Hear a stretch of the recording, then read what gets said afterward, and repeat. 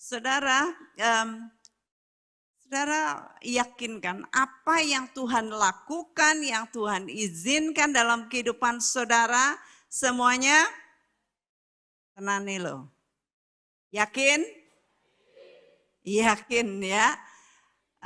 Ada seorang raja yang punya bawahan yang sangat dicintainya. Kemana-mana dia pergi selalu dia bawa ini bawahannya. Bawahannya ini sangat rohani, tiap kali bilang, wah semuanya baik raja. Oh gitu ya. Nampak nggak baik tapi dia bilang semuanya baik raja.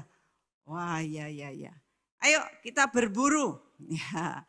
Lalu mereka berdua mulai berburu ya. Waktu berburu, tiba-tiba sang raja ini diterkam singa.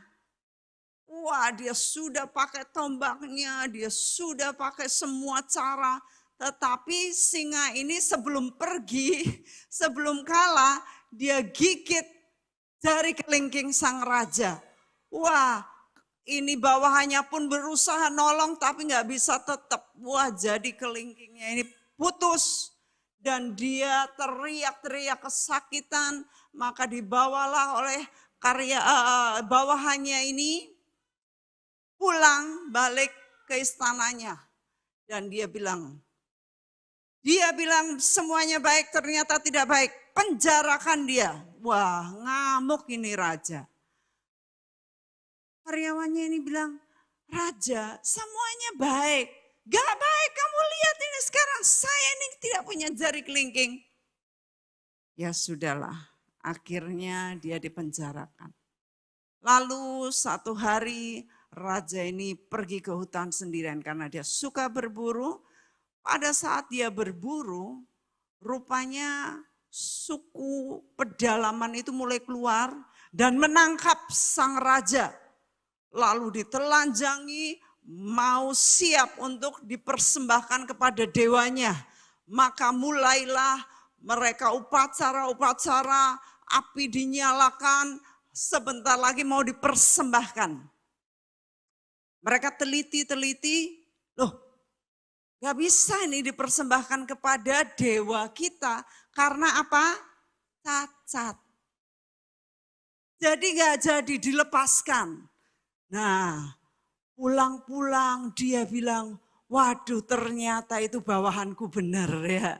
Semuanya baik, untung jariku putus. Kalau enggak putus, aku sudah jadi barbecue katanya ya. Lalu raja bilang,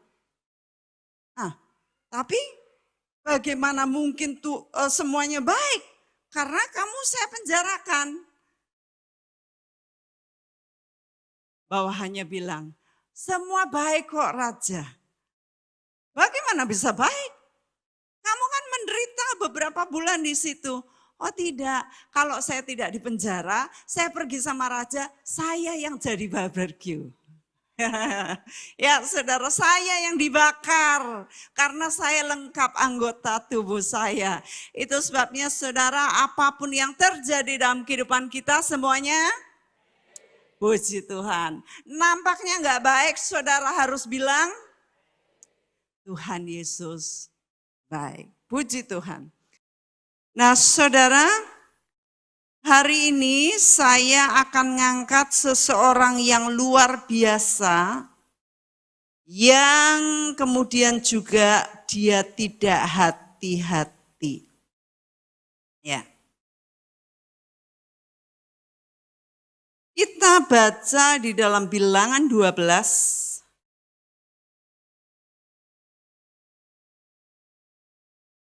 Di dalam Bilangan 12, ini saya mengangkat kisah seorang nabiah bernama Miriam. Ya. Miriam ini adalah Mbak Yune Musa. Dia lebih tua dari Musa, mungkin 6, 7, 8 tahun, ya lebih tua. Dia disebut Nabiah, nabi perempuan, bisa bernubuat. Ya. Tetapi dia tidak pernah bernubuat, hanya saja dia main tamborin, main icik-icik. Dia mimpin dan semua cewek-cewek semua ikut. Nah, waktu kita 10 hari waktu lalu, saya kan ngomong, ada bisa ayatnya, sudah saya sampaikan ya ayatnya. Ini mereka-mereka yang pemain musik ini bisa disebut sebagai nabi-nabi. Ya. Ada nabi-nabi kerjanya bukan menubuatkan, tetapi memainkan musik. Nah, kemungkinan Miriam ini dia nubuatannya karena dia main musik dan dia mimpin semua perempuan-perempuan lain. Pada waktu Musa sudah membelah Laut Merah, kemudian bangsa Israel melewati laut dengan jalan yang kering, wow, dia langsung mimpin tamborin, semuanya ikut dan dia menyanyi, memuji Tuhan. Wow, luar biasa.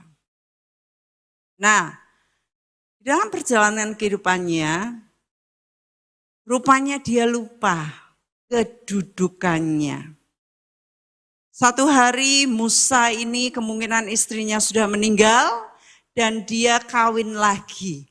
Dia kawin dengan dikatakan orang Kush, yaitu orang Ethiopia yang mungkin kulitnya agak gelap, mungkin bukan dari bangsa Israel, tetapi mungkin sudah tinggal bersama di perkemahan, sudah menjadi proselyte atau terima kebangsaan Yahudi. Ya, hanya kebangsaannya saja yang berbeda. Misalnya di Indonesia ini sudah orang Indonesia, tetapi mungkin keturunannya Cina, Chinese, ya dari Cina sana, lalu keturunannya dari Arab sana, keturunannya India, tetapi mereka bangsa Indonesia. Nah, kemungkinan Musa menikahi orang Kus Ethiopia ini keturunan Ethiopia, tetapi mereka sudah Ethiopia Israel. Nah, kemudian kita baca ayat 1 dan seterusnya, nanti saya akan stop. Saya akan baca ayat 1, saudara 2 dan seterusnya. Miriam, nah ini sapa dulu saudara. Miriam, apakah Harun? Bukan ya. Yang nguju-ujui adalah Miriam dulu, tergantung. Saudara mau nguju-ujui, ngompori dulu nama saudara di depan, saudara yang nanggung.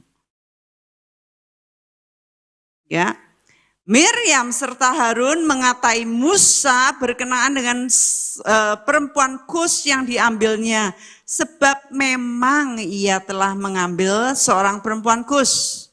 2.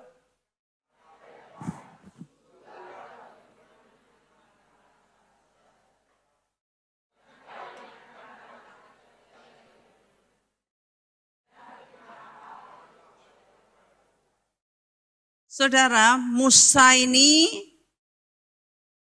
pastinya sudah membicarakan dengan Tuhan. Ya, nabi sebesar itu mau menikah pasti sudah membicarakan dengan Tuhan. Dan Tuhan sudah oke. Tuhan nggak ada kutukan, nggak ada kemarahan, nggak ada sambar geledek, ya. Semuanya oke. Kemudian ini kakaknya cari-cari, golek-golek. Golek apa? Kesalahan, betul. Cari-cari kesalahan. Wong dengan menikah dengan perempuan Kus kok tiba-tiba ngomongnya gini, emang Tuhan cuma ngomong sama Musa aja? Tuhan juga bisa ngomong sama kita-kita. Loh, hubungannya apa ya? Saudara mudeng enggak hubungannya? Mudeng? Ya ada hubungannya ya, saudara enggak mudeng. Ya enggak ada hubungannya antara Musa kawin sama perempuan Kus, lalu ini dia ngomong, emang cuman sama dia aja Tuhan ngomong sama kita lagi. Iya. Wah, dia nampaknya cuman ngomong kayak gitu. Tapi apa yang terjadi? Kedengaranlah kepada Tuhan. Apa yang dibicarakan itu? Ngatain hamba Tuhan, kedengaran sama Tuhan. Tuhan gak terima.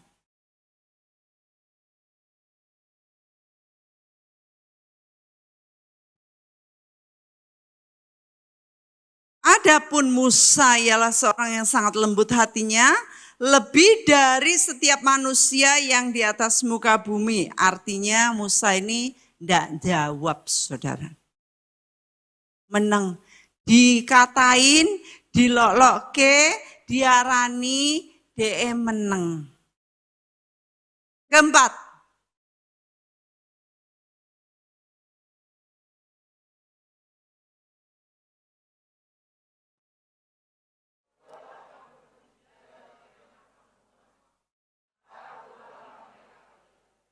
wah, Tuhan tuh denger ke, ndak terima, marah Tuhan yang ndak terima. Kalau Tuhan ngomong, ayo sekarang keluar, aku akan hakimi kalian bertiga. Wah, masuk ke pengadilan, ngeri nggak saudara? Kalau nggak salah nggak ngeri, tetapi kalau salah, ngeri sekali. Hadap-hadapan dengan hakim yang agung, hakim yang mulia. Iya. Hakim dunia beberapa bisa disogok. Tetapi hakim yang adil, yang agung enggak bisa, saudara. Wah. Lalu turunlah Tuhan dalam tiang awan. Ya, kendaraannya Tuhan tiang awan, saudara. Tuhan turun pakai tiang awan, berdiri di pintu kemah itu, lalu memanggil Harun dan Miriam, maka tampillah mereka keduanya. 6.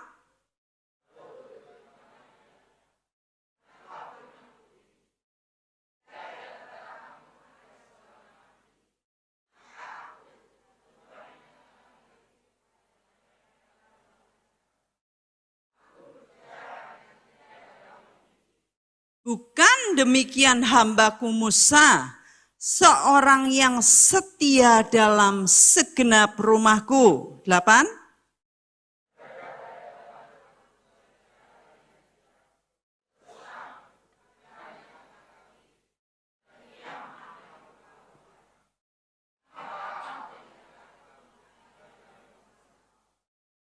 Gini loh saudara, Tuhan itu minta mereka keluar, Tuhan hakimi mereka berdua, terus Tuhan ngomong gini, ada banyak nabi-nabi. Aku bicara kepada nabi-nabi yang lain itu dengan teka-teki, perumpamaan. Aku enggak bloko ngomongnya, enggak terus serang. Tetapi kepada hambaku Musa ini, aku terus serang. Kamu jangan main-main ngatain hambaku Musa. Tuhan itu cuman ngomong gitu, wanyel banget, langsung pergi. Waktu pergi, apa yang terjadi? Waktu Tuhan itu sudah nyingkir, Tuhan kan bilang, di sini dikatakan bangkitlah murka Tuhan. Jadi Tuhan itu murka, marah besar terhadap mereka, kayaknya cuman ngatain. Emang Tuhan cuman ngomong lewat kamu, Musa?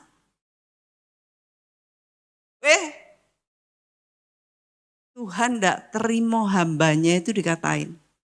Ngeri enggak saudara ngatain hamba Tuhan? Ngeri enggak? Hati-hati. Jangan sampai kedengaran kepada Tuhan. Maksudnya gini, level kamu sama level Musa itu beda. Musa itu levelnya tinggi. Kamu nabi, jemaat lain lagi, saudara. Di dunia ini ada level-levelan loh, saudara. Ya, jangan dipikir, walah, bapak ibu gembala mong kaya ngono wae kok. Be aku ya tua aku, mungkin saudara bilang gitu.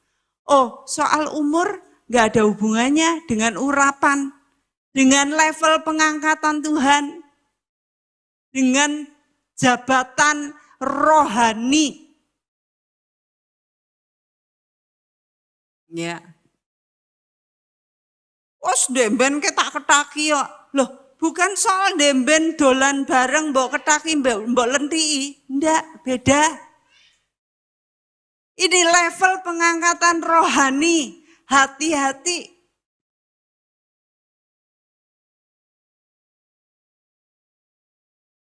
Musa bukan levelnya Miriam.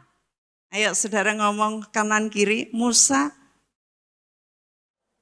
Mudeng ndak kamu? Nah, Musa bukan levelnya Miriam, saudara.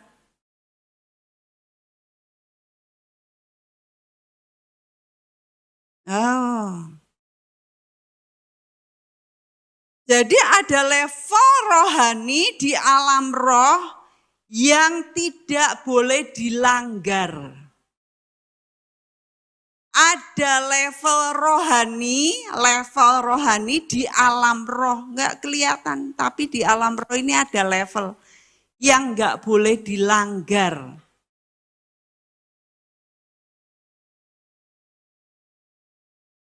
Oleh jemaat, oleh umat, bahkan oleh pemimpin-pemimpin yang lain. Ada penempatan level kepemimpinan, level rohani yang tidak boleh dilanggar. Saudara ngatain yang levelnya Tuhan sudah angkat, jangan-jangan kedengeran sama Tuhan. Saudara nggak ngerti apa yang terjadi dalam tubuh saudara. Kalau sampai seperti Mikal, ya, saudara nggak ngerti cari sana sini, pakai bayi tabung, pakai obat Sinsei Meibahinlung, pakai obat herbal Sinyongyong, pakai apapun, saudara nggak mempan. Karena urusannya sama Tuhan. Kali ini saudara ngerinya waktu Tuhan pergi mak klebat anyel banget murko. Di dalam murkanya Tuhan mak klebat meninggalkan mereka. Yang terjadi ketika awan kendaraannya Tuhan naik dari atas kemah, maka tampaklah Miriam kena kusta. Putih seperti salju. Saudara pernah lihat salju? Salju lah. Salju. Atau saudara ada kulkas yang di atas itu freezer yang dingin gumpal. Seperti itu. Dari kuning tiba-tiba putih medeni, saudara. Ketika Harun berpaling kepada Miriam, maka dilihatnya bahwa dia, Miriam, kena kusta. Ini tuh Tuhan itu istilahnya Tuhan ngidoni, ada di sini. Ya. Waktu Musa minta agar kakaknya disembuhkan, Tuhan bilang gini, sekiranya ayahnya meludahi mukanya, nek bapak ngono, dia harus nanggung malu selama 7 hari. Karena orang kusta itu disingkirkan dari kemah. Gak boleh masuk dalam perkemahan, karena nular medeni. Dan juga ada hukumnya, harus di luar kemah. Dan orang kusta itu harus teriak-teriak. Kusta, kusta, kusta. Ada hukumnya. Jadi dia supaya orang-orang nyingkir. Supaya nggak ada yang mendekati. Karena apa? Nular. Kalau Mikal, ganjarannya nggak kelihatan. Oh tapi kelihatan. Di dalam tapi kelihatan. Ya. Tetapi Miriam ganjarannya tiba-tiba dus putih semuanya.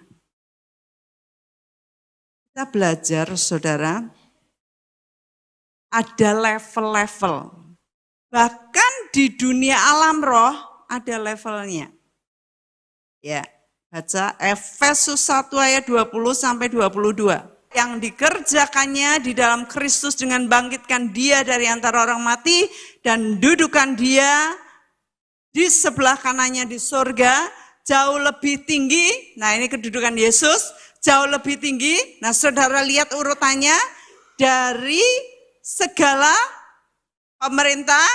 Nah kedudukan iblis tuh ada pemerintahan, lalu bawahnya penguasa, bawahnya lagi ada kekuasaan, ada kerajaan, tiap-tiap nama kerucuan. Siapapun nama yang di dunia ini tunduk takluk di bawah nama Yesus. Artinya kita melihat bahwa ada pangkat. Ya. Kalau saudara di dalam rohani saudara tidak naik, saudara diuju-ujui kerucuan setan, kerucuan cilik-cilik aja, saudara udah nangis-nangis tadi kayak ambulans tadi loh. Ya. Kena kata-kata sidik, saudara sudah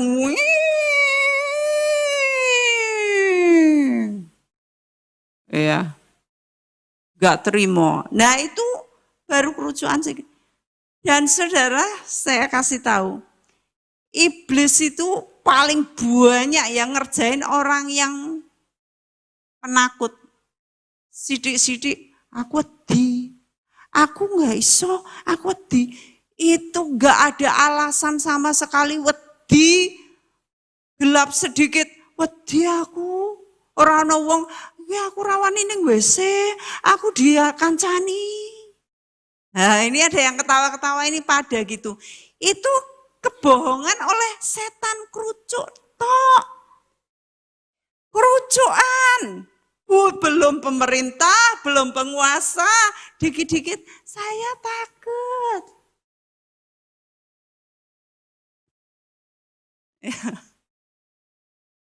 Nah, ada penguasa yang lebih besar lagi. Saudara lihat di Daniel 10. Di sana mengenai penglihatan Daniel. Ayat 2, pada waktu itu aku Daniel berkabung 3 minggu penuh. Karena dia berkabung, makanannya yang sedap-sedap tidak dimakan. Daging dan anggur pun tidak dimakan mulutnya. Dan dia tidak sisiran, tidak berurap, tidak pakai minyak selama 3 minggu penuh. Nah, lalu dia suatu hari ada di Sungai Tigris. Kemudian saat dia di sana sedang berdoa, diangkatlah mukanya dan yang dilihat adalah tampak seorang yang berpakaian kain lenan. Berikat pinggang emas dan ufas, tubuhnya seperti permata Tarsis, wajahnya seperti kilat, matanya seperti suluh yang menyala-nyala, lengan dan kakinya seperti kilau tembaga yang digilap, dan suara ucapannya seperti gaduh orang banyak. Wow, saudara ini coba baca seperti itu. Luar biasa, siapa ini kira-kira? Ini seorang malaikat. Nah, malaikat tingkat apa? Kita baca seterusnya. Cuman Daniel yang melihat penglihatan itu, orang-orang yang bareng-bareng sama dia nggak ada yang lihat. Lalu dia berbicara dan Daniel tertelungkup, dia nutupin mukanya dengan tangannya, lalu kata malaikat itu, Daniel, engkau orang yang dikasihi. Camkanlah firman yang kukatakan kepadamu, berdirilah pada kakimu, sebab sekarang aku diutus kepadamu. Ketika hal itu dikatakannya kepadaku, berdirilah aku dengan gemetar. Lalu dia berkata demikian, janganlah takut Daniel, sebab telah didengarkan perkataanmu sejak hari pertama engkau berniat untuk mendapat pengertian, dan untuk merendahkan dirimu di hadapan Allahmu. Dan aku datang oleh karena perkataanmu itu. Dengar 13. Pemimpin kerajaan orang Persia berdiri 21 hari lamanya menentang aku. Tetapi kemudian Mikael, salah seorang dari pemimpin-pemimpin terkemuka. Jadi ini yang diutus ini malaikat Gabriel, dia bilang hanya Mikael pemimpin dari pemimpin-pemimpin yang terkemuka. Jadi ini malaikat tingkat tinggi. Gabriel dan Mikael adalah malaikat tingkat pemimpin-pemimpin. Dia datang menolong aku dan aku meninggalkan dia di sana berhadapan dengan raja-raja orang Persia. Kalau malaikat hadap-hadapannya sama apa? Sama roh-roh, saudara. Jadi ini bukan raja dunia, bukan raja yang nampak, tetapi roh-roh yang menguasai kerajaan Persia. Di sini kita tahu bahwa kalau pemimpin besar, mereka hadap-hadapannya dengan pemimpin yang besar. Itu levelnya, saudara. Jadi mereka nggak main level rendah lagi, nggak main kerucuan. Ya.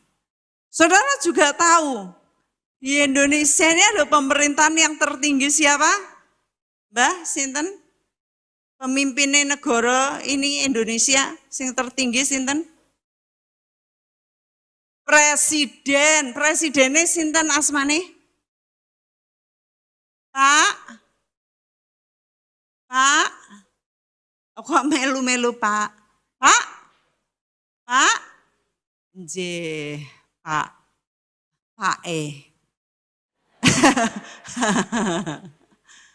Pak Joko Widodo, Insinyur Joko Widodo, Bapak Presiden Insinyur Joko Widodo. Nah, dari presiden di bawahnya ada siapa lagi? Ada menteri-menteri, lalu ada siapa lagi? DPR, lalu MPR, lalu ada siapa lagi di setiap area? Gubernur, lalu bawahnya lagi? Wali kota, lalu bawahnya kabupaten? Bupati, di bawah lagi kelurahan? Iya. Jadi kalau Pak Lurah jarang banget iso ngadep Pak Presiden, ya enggak? Kalau masih kedudukannya lurah ya ngurusi kelurahan wae sih. Rasa ngurusi negara. Tetapi rakyat Indonesia ini apa? Wah, presiden dimaki-maki. Seolah mereka sudah bisa mimpin negara. Hebat tak? Wah, pokoknya presiden ra iso ngene ngono. Saudara, hati-hati. Saudara tidak pernah dikasih kepemimpinan wali kota sak kota Madya aja saudara belum. Tapi saudara mau ngatur presiden, ngatain presiden, menghina presiden. Nabal itu loh tadi. Daud itu calon presiden, saudara, dihina, Tuhan langsung cep. Jantungnya kelepel langsung ditutup. Stroke. Ya, saudara kalau lihat bola, wah goblok harusnya gini. Lah, saudara belum pernah nendang bola loh, tapi saudara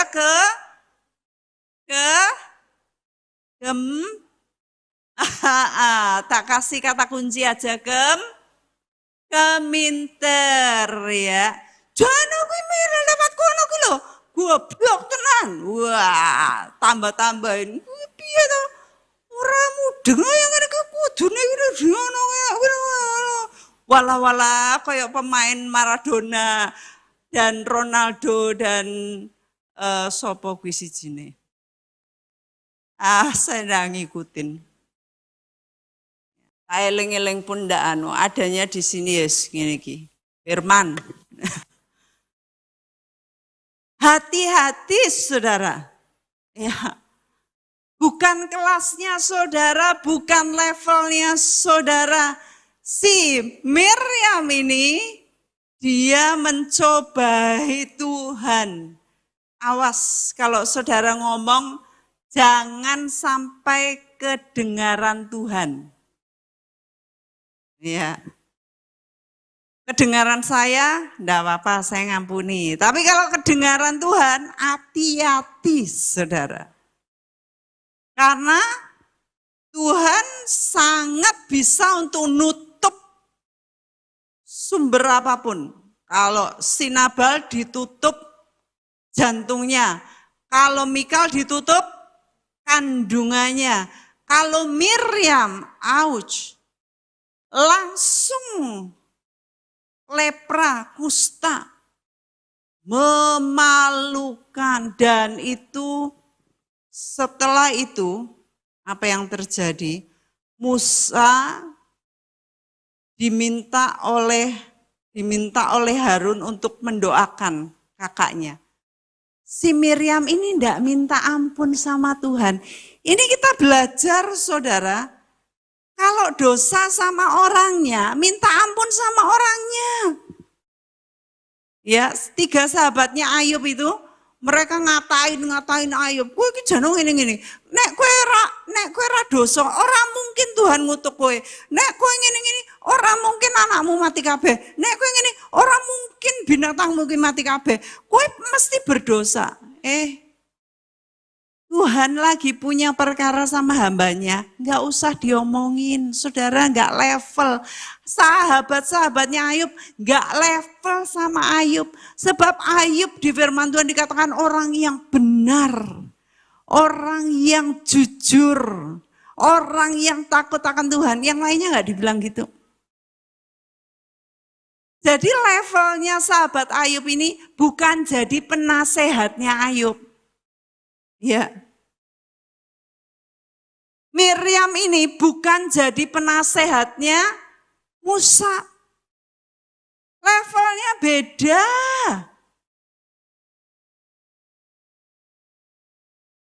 Dan waktu Harun bilang, tuanku. Akhirnya Harun pun nyebut Musa adiknya tuanku. Benar.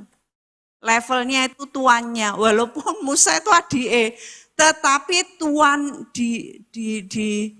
di alam roh itu tuannya, pemimpinnya. Janganlah kiranya timpakan kepada kami dosa ini yang kami perbuat dalam kebodohan kami, saudara. Jangan sampai bodoh dan mengucapkan kata-kata yang disesali seumur hidup. Apa yang saudara katakan tidak bisa ditarik lagi. Sudah terekam, terekod. Ada dalam sejarah. Hati-hati. Dan Harun ini minta Musa doa. Lalu Musa mendoakan. Tuhan, sembuhkanlah dia. Hatinya lembut, ya. Tetapi dikatakan di sini, Tuhan berkata, sekiranya ayahnya meludahi mukanya, Tidakkah ia mendapat malu selama 7 hari? Biarlah dia selama 7 hari dikucilkan keluar perkemahan, kemudian bolehlah ia diterima kembali. Gak tahu dia langsung sembuh saat itu, tapi harus dikucilkan. Atau dia 7 hari mengalami sakit kusta itu sebagai rasa malu yang harus dia tanggung. Dan kemudian setelah hari ke-7 dia sembuh dan akhirnya masuk lagi. Jadi dikucilkanlah Miriam keluar tempat perkemahan 7 hari lamanya dan bangsa itu tidak berangkat sebelum Miriam diterima kembali. Malunya tidak terhapuskan. Kita dalam kehidupan ini kita sedang menulis buku kehidupan, saudara. Tiap-tiap kita sedang menulis. Saudara nggak nulis pakai tinta, tetapi hidup saudara adalah tulisan saudara yang sedang saudara catat dalam buku masing-masing. Nanti kita menghadap Tuhan, ada review, life review. Review apa bahasa Indonesianya? Life review. Pengulasan, bagus, ada ulas.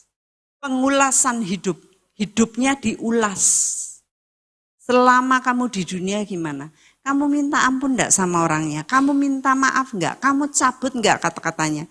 Walaupun dicabut, ini Miriam enggak nyabut. Enggak minta maaf sama Musa. Begitu tinggi hatinya. Sidik wae ngomong maafkan aku. Ngomong adikku, tuanku. Kalau Harun masih rendah hati, Tuanku maafkan dia, ampuni kami, maafkan kami. Ya, Miriam mingkem, enggak ngomong apapun. Jadi saudara, moral message, pesan moral dari kisah yang ingin saya sampaikan pagi hari ini. Sebagus-bagusnya tarianmu, sehebat-hebatnya kenabianmu, ya, sehebat-hebatnya nyanyi nari di mimbar, mimpin di mimbar, tapi kalau tidak hati-hati dengan mulutnya,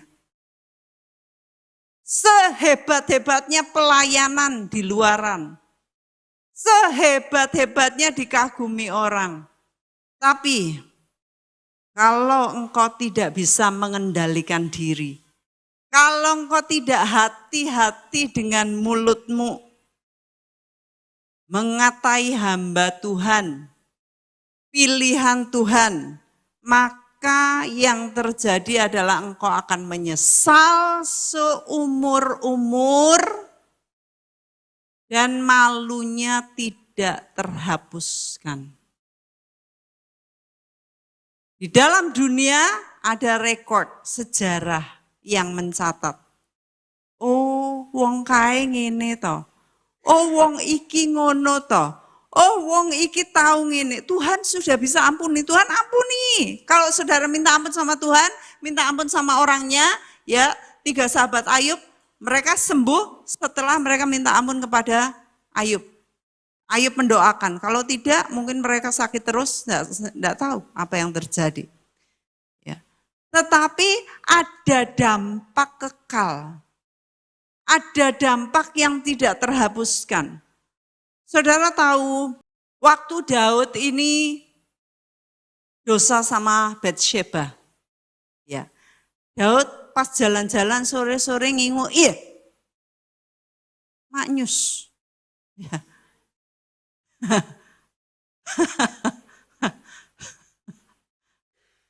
Ada yang geli banget, Bu Sukijo. Berarti ngerti firman ini. Ya, saya bilang maknyus langsung guyu sampai ya. Akhirnya dipanggil dosa. Tuhan bilang, kamu orangnya, kamu berdosa. Dia raja loh, dituding sama Nabi Nathan, dia bilang, aduh iya tenan bano aku salah, ampuni Tuhan, aku salah, ampuni. Tuhan ngampuni. Tapi karena Daud itu membunuh suaminya Batsyeba, maka Tuhan berkata, pedang tidak akan pernah pergi dari keluargamu turun-temurun. Dari keluargamu pasti ada yang mati kena pedang. Aduh.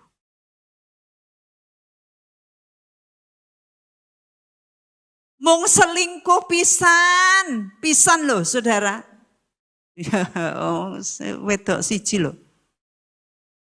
Pedang tidak akan berlalu dari hidupnya. Anaknya mati. Ada kalanya seperti ini. Itu sebabnya saudara, ayo kita hati-hati. Sangat hati-hati dengan hidup.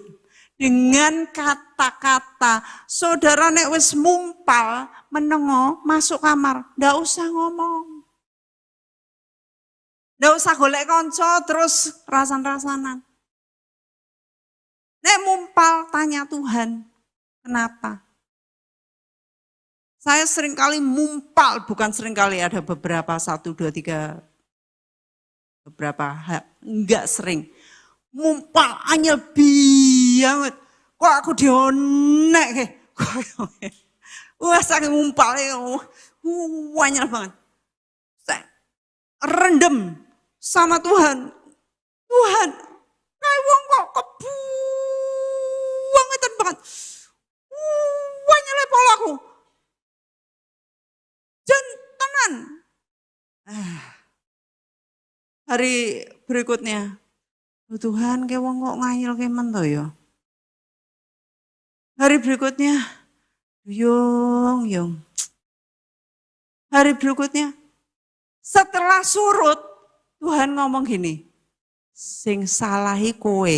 Hah? Sing salah aku. Jadi waktu saya itu gemledek, Tuhan itu enggak ngomong apa-apa. Tapi setelah saya surut ini, anyelnya surut. Ya Tuhan, baru Tuhan ngomong, kamulah orangnya, kamu yang salah. Aduh, aku nekani orang itu minta maaf. Aduh, mukaku kutaruh di mana, tapi lebih baik mukaku kutaruh di situ, di jandalan situ, daripada saya malu selamanya di surga. Jadi tak cendel ke, saya minta maaf, malu banget. Saya bilang, maaf ya, ampuni ya. Wah, Mbak No, aku yang salahi. Aku yang mendahului, orangnya malah nangis. Karena juga dia merasa ikut salah. Tapi saya ngaku salah, saya rendah hati, daripada nanti saya dipermalukan di hadapan orang-orang kudus, malaikat-malaikat, para pendahulu iman, lebih baik saya malu sebentar, 3-5 menit, atau nek dionek-onek kesisan apa-apa sajam, daripada saya malu selamanya di surga. Saudara, hari ini saya menitipkan firman ini kepada saudara. Hati-hati dalam berbicara. Karena saudara akan nantinya menyesali selamanya. Jangan tinggi hati. Jangan mencela, jangan ngomongi. Tidak ada gunanya, apalagi yang bukan level saudara. Tahun ini, bulan ini, mulai bulan ini, diprediksi akan ada kesusahan yang besar. Enggak usah nambahin susah mulut kita. Kalau akan terjadi hal-hal yang menyakitkan, yang besar, kita hati-hati di dalam bicara, di dalam berkata-kata, di dalam mengungkapkan isi hati. Miriam sudah bagus ngajak semuanya nyanyi, ngajak semuanya muji Tuhan, ngajak main tamborin cewek-cewek. Kalau saja dia mingkem, Kalau saja dia tidak mengungkapkan isi hatinya, sejarahnya tidak tertoreh dengan kusta yang memalukan dan seumur hidup. Itu sebabnya kalau mulut kita muji Tuhan, tetap saja dipakai untuk muji Tuhan. Ya.